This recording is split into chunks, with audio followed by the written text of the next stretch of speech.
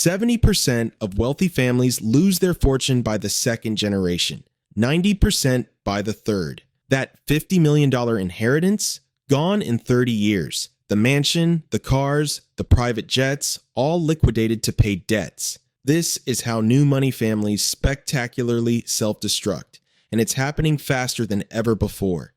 You know what's crazy? Making money is actually the easy part. Keeping it? That's where families crash and burn spectacularly. We're watching it happen in real time. Lottery winners filing for bankruptcy within 5 years. Tech millionaires losing everything by 40. Celebrity kids blowing through $100 million inheritances like it's monopoly money. And it's not just about buying too many Lamborghinis, although that's definitely part of it. We're talking about systematic destruction of wealth through 15 specific mistakes that new money families make over and over again.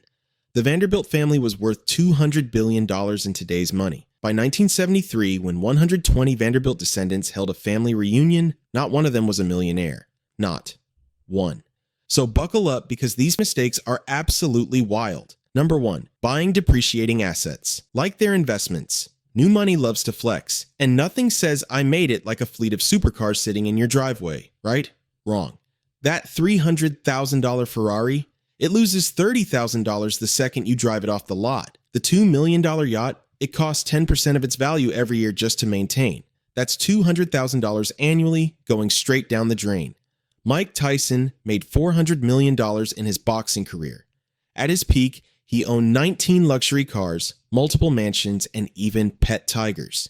Pet tigers. Each tiger cost $4,000 just to feed per month. By 2003, he filed for bankruptcy with $23 million in debt.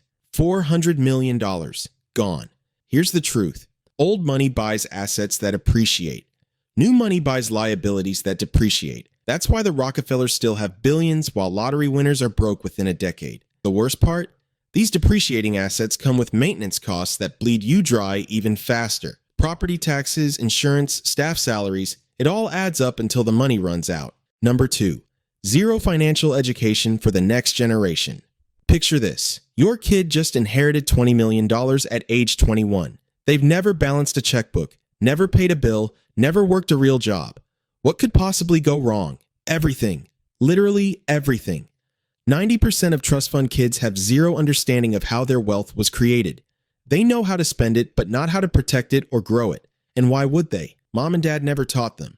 Old money families make their kids work entry-level jobs, understand compound interest, and sit through boring financial meetings. New money families? They shield their kids from anything resembling real-world consequences. Casey Johnson, heiress to the Johnson & Johnson fortune, had a $100 million trust fund. She spent her 20s partying, shopping, and making tabloid headlines. She died at 30 with most of her inheritance depleted, leaving behind mountains of debt. When you don't teach the next generation how money works, you're essentially putting a time bomb on your family's wealth. Tick, tock. Number 3, funding every family member's brilliant business idea. Oh, your cousin wants to start an artisanal pickle company? Sure, here's $500,000. Your brother-in-law has this revolutionary crypto trading app? Take another $300,000. This is how family fortunes die death by 1,000 investments. New money families feel obligated to fund every relative's entrepreneurial fantasy. No business plan required, no market research needed, just pure family obligation and guilt. Here's the brutal truth. 90% of startups fail. When you're funding family businesses without proper vetting, you're basically setting money on fire while calling it supporting the family.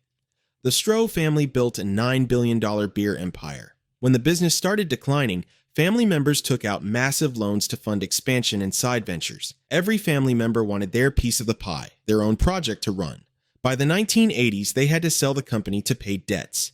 Decades of brewing heritage wiped out because nobody could say no to family members' business ideas. Old money has family offices with professional analysts who evaluate every investment. New money has Thanksgiving dinners where life-changing financial decisions get made after 3 glasses of wine. Number 4, lifestyle inflation at hyperspeed. You made your first million? Cool. Why are you suddenly living like you made your first 100 million? This is the deadliest trap for new money. Income goes up 10 times. Lifestyle goes up 50 times. The math doesn't math, people. Athletes are the perfect example. NBA rookies go from college dorm rooms to million-dollar penthouses overnight. They buy houses for mom, cars for friends, jewelry for everyone. Within 2 years, they're spending more than they earn despite making $5 million annually. 60% of NBA players go broke within 5 years of retirement. Not because they didn't make enough money, because they confused their peak earning years with permanent wealth. Warren Buffett, worth over $100 billion, still lives in the house he bought in 1958 for $31,500. Meanwhile, lottery winners are buying $5 million mansions the week they win and wondering why they're broke 2 years later. Here's the thing. Lifestyle inflation is a one-way street. Once you upgrade, downgrading feels like failure, so you keep spending to maintain appearances until the money runs out. Number 5. Keeping toxic friends who only want money. Suddenly, everyone's your best friend when you get rich. Childhood acquaintances you haven't spoken to in 15 years are sliding into your DMs with investment opportunities. New money struggles to distinguish between real relationships and transactional leeches. Old money? They've had generations to filter out the parasites. Callie Rogers won $3 million in the UK lottery at age 16. Within months, her friends convinced her to fund their business ideas, pay for endless parties, and basically bankroll their entire social circle. 10 years later, she'd attempted suicide twice and was completely broke. Not from buying expensive cars, from funding fake friendships.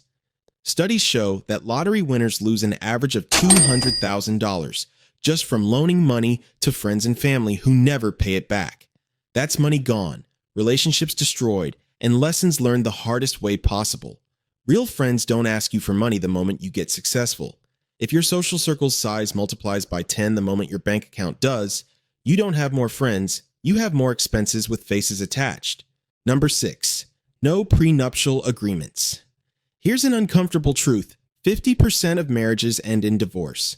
For wealthy individuals, that number jumps even higher. New money sees prenups as unromantic. Old money sees prenups as essential business documents. Guess which families keep their wealth? Jeff Bezos' divorce cost him $38 billion. $38 billion. That's the most expensive divorce in human history.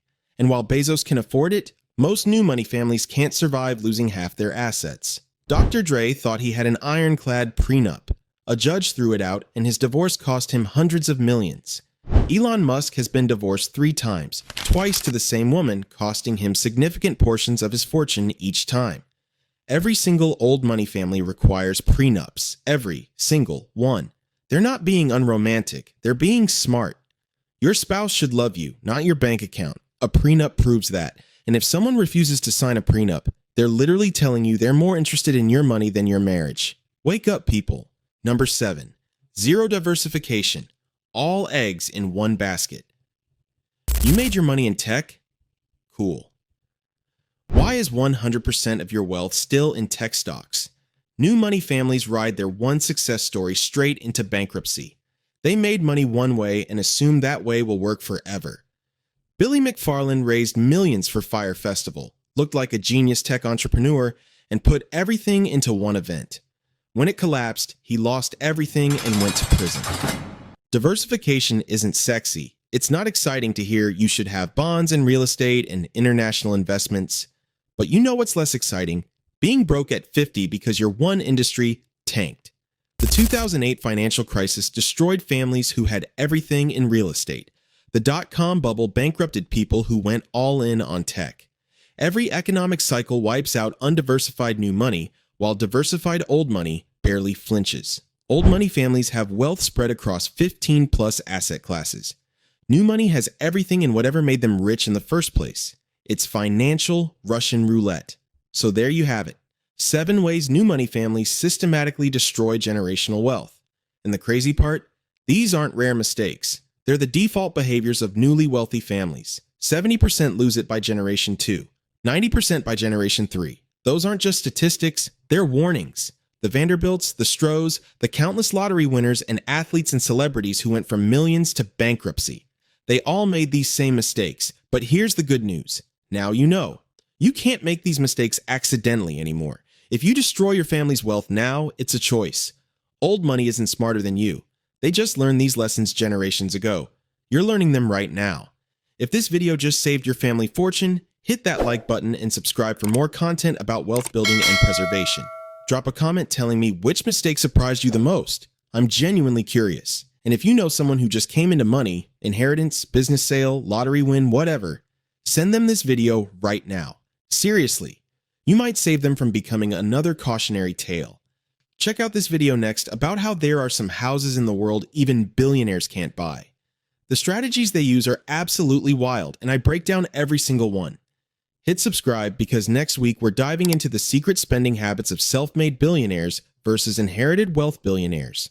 The differences will blow your mind. See you in the next one. Now go protect that generational wealth.